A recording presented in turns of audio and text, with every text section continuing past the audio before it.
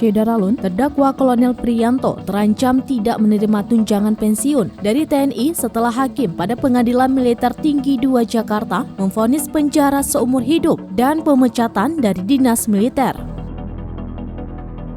Juru bicara Pengadilan Militer Tinggi 2 Jakarta, Kolonel Cek Hanifan mengatakan, tunjangan pensiun tersebut akan dicabut apabila Priyanto sudah resmi dipecat dari TNI. Hanifan menjelaskan, pemecatan terhadap Priyanto dilakukan apabila vonisnya sudah berkekuatan hukum tetap atau ingkrah. Akan tetapi, kepastian mengenai waktu pemecatan sendiri masih menunggu langkah berikutnya, karena Priyanto telah memutuskan untuk memikirkan terkait vonis hakim. Selain itu, pemecatan tersebut juga mempunyai konsekuensi lain, yakni Priyanto tidak mendekam di penjara militer tetapi ke penjara sipil. Hal ini dilakukan lantaran Priyanto tidak lagi berstatus sebagai prajurit TNI apabila nantinya resmi dipecat.